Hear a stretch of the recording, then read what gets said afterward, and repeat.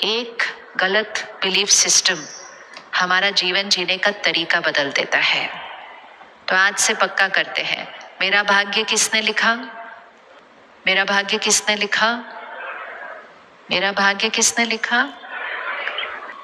और अगर मुझे अपने भाग्य में कुछ बदलना है तो मुझे किसके पास जाना है? अगर मुझे अपने भाग्य में कुछ बदलना है तो मुझे किसके पास जाना है? किसके पास उंगली रखो, किसके पास जाना है? खुद के पास आना है। तो परमात्मा का क्या रोल है फिर? अगर मेरा भाग्य ही मैं लिखती हूँ तो फिर परमात्मा का क्या रोल है? आपका, आपके बच्चों के भाग्य में क्या रोल है? आप अपने बच्चों को शिक्षा देते हैं, ऐसा करो, ऐसा नहीं करो। देते हैं या नहीं देते हैं? ऐसा करो, ऐसा नहीं करो, मतलब ज्ञान देते हैं। आप अपने बच्चों को शक्ति देते हैं, सहयोग देते हैं। बोलो, मैं आपके साथ बैठा हूं। आप अपने बच्चों को प्यार देते हैं, पालना देते हैं। लेकिन आपके बच्चों का कर्म कौन करता है उसके बाद? आपके बच्चों का कर्म कौन करता है उसके बाद? वो बच्चे खुद करते हैं। और जब वो कर्म करते हैं, उस कर्म का एक परिणाम आता है। और जब उस कर्म का परिणाम आता है, क्या आप उस कर्म के परिणाम को आने से रोक सकते हैं अपने बच्चे के जीवन में? नहीं रोक सकते हैं। लेकिन फिर उस टाइम आपका रोल क्या होता है जब कर्म का परिणाम आता है? तब भी आप अपने बच्चे को उस परिणाम का सामना करने का ज्ञान देते हैं, राय देते हैं। उस परिणाम को फेस करने की शक्ति देते हैं, प्यार देते हैं। लेकिन परिणाम का सामना किसको करना है? उस बच्चे को करना है। सेम रिलेशनशिप है हमारा और परमात्मा का। माता पिता, हम बच्चे तेरे। परमात्मा हमें हर कर्म करने का ज्ञान देते हैं। परमात्मा हमें उस कर्म पर चलने की शक्ति देते हैं। परमात्मा हमें प्यार देते हैं। लेकिन कर्म किसने करना होगा? कर्म किसने करना होगा? वो मैंने करना होगा। तो दो ही चीज है हमारे जीवन में जो सबसे इंपॉर्टेंट है, और वो दो चीजें हैं हमारे कर्म और हमारे संस्कार, क्योंकि संस्कार से ही कर्म बनेगा। और ये जो शक्ति है आत्मा, इस पर हर संस्कार और कर्म रिकॉर्ड होता जा रहा है। एक क्षण आएगा, मैं आत्मा शरीर छोड़ूंगी। हम में से कौन कौन शरीर छोड़ेगा? पता होना चाहिए, ये पता होना चाहिए और याद रहना चाहिए। ये याद रहना चाहिए कि मैं आत्मा एक क्षण में शरीर छोड़ूंगी। और कोई चीज निश्चित हो या न निश्चित हो, ये बात निश्चित है कि I will die. I will, मैं आत्मा शरीर छोड़ूंगी। और जिस क्षण मैं आत्मा शरीर छोड़ूंगी, मैं अपने साथ क्या लेकर जाऊंगी? चलो अब एक बार आप बताओ, जब आप शरीर छोड़ेंगे आप क्या क्या पीछे छोड़कर जाएंगे? ये शरीर, ये तो उसी दिन खत्म कर दिया जाएगा। और क्या छोड़कर जाएंगे पीछे? परिवार। और क्या छोड़कर जाएंगे पीछे? सब कुछ जो इकट्ठा किया जीवन में। इवन पढ़ाई पीछे रह जाएगी, फिर से नर्सरी में जाना पड़ता है। आत्मा शरीर छोड़ती है, नया शरीर लेती है, उस बच्चे को फिर से नर्सरी में जाना पड़ता है। सिर्फ एक चीज है जो साथ जाएगी, कर्म और संस्कार। और वो आत्मा शरीर छोड़ेगी, दूसरा शरीर लेगी। छोटा सा बच्चा पैदा होता है, वो संस्कार अपने साथ लेकर आता है।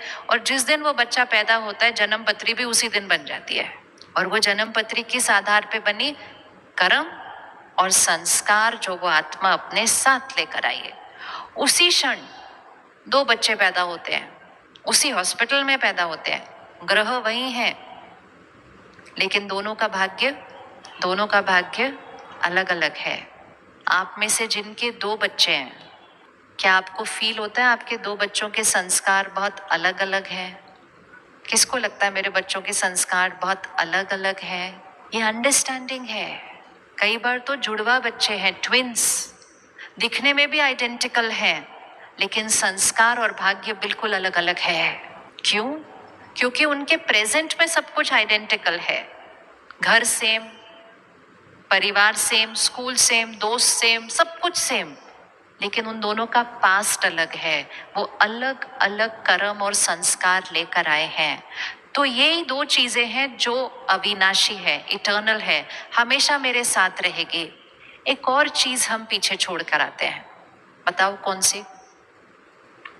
शरीर, परिवार, पढ़ाई, सामान, धन, कुछ और? जी, हम छोड़कर पीछे जाते हैं वो सारी बातें जिनको हमने शरीर में रहते हुए बहुत बड़ा बना दिया था। एक सेकंड में वो सारी बातें पीछे छूट जाती हैं। और अगर हमें ये याद रहे तो हम किसी भी बात को इतना बड़ा न बनाने की बजाय बड़ी बड़ी बातों को छोटा करके फिनिश कर देंगे, जब मुझे याद रहेगा कि वो यहाँ रिकॉर्ड हो रही है। अब अपनी जीवन की बातों को चेक करना, इसने वो किया, उसने ये किया, इसने उस दिन मेरे साथ ऐसा किया, उसने पिछले साल ऐसा किया, उस दिन उसने बुलाया था ठीक से बात नहीं किया, उस दिन उसने फोन नहीं किया। बातें बातें बातें बातें बातें, कितनी बातें।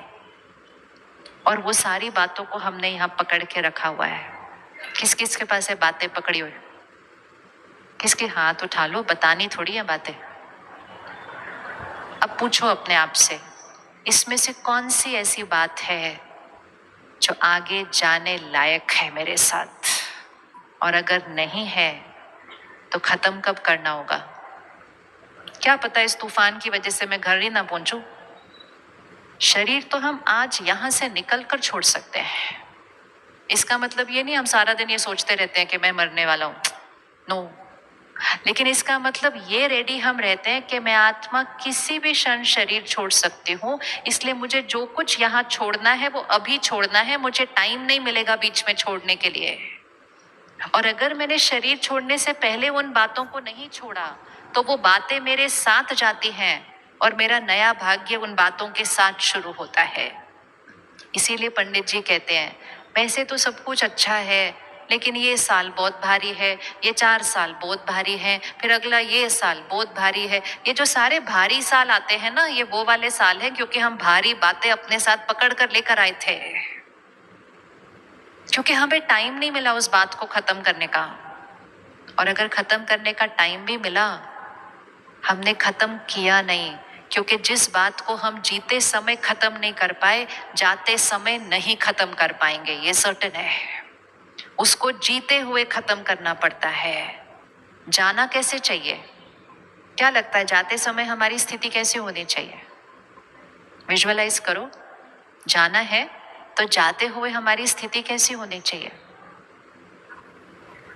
इतना सीरियस मत हो जाओ, आज नहीं जाना, लेकिन जाते हुए हमारी स्थिति कैसी होनी चाहिए? जाते हुए मेरी स्थिति कैसी होनी चाहिए?